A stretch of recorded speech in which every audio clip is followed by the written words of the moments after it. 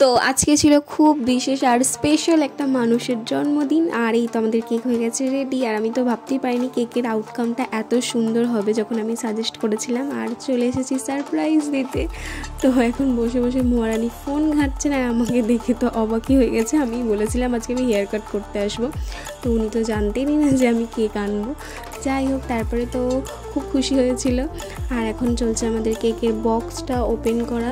আর কেকটা দেখতে এত সুন্দর হয়েছিল কি ও দেখেও ভীষণ খুশি হয়ে গেছিলো। মানে কেকের আউটকামটা জাস্ট ওয়াও এসেছিলো। আমি যখন কেকটা বলেছিলাম এরকম কালার কম্বিনেশনটা আমি ভাবিনি এত সুন্দর আর এত কিউট দেখতে হবে।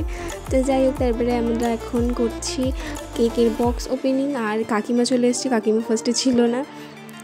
আর ম্যাডাম তো খালি বলেই যাচ্ছিলেন যে আমাকে আগের থেকে জানানো হয়নি কেন, আমাকে আগের থেকে বলা হয়নি কেন, তাহলে আমি রেডি হয়ে আসতাম। তো ওনাকে এখন কী বোঝাবে, আমরা যদি আগের থেকে বলে দিতাম তাহলে কি সারপ্রাইজ থাকতো। তো যাই হোক, তারপরে আমাদের কেকের বক্স পুরোপুরি ওপেন হয়ে গেছে আর আমরা এখন কেক কাটিং করবো।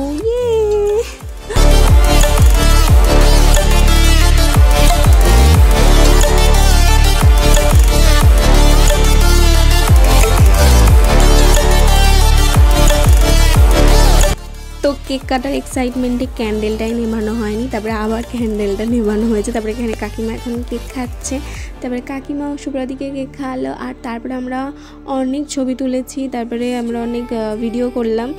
আর তারপরে আমরা অনেক আড্ডা মারলাম একসাথে অনেক দিন বাদে। তারপরে হচ্ছে আমি বাড়ি চলে এসেছি। আর আজকের ভিডিওটা এতটুকু নেই ছিল। তো সবাইকে টাটা।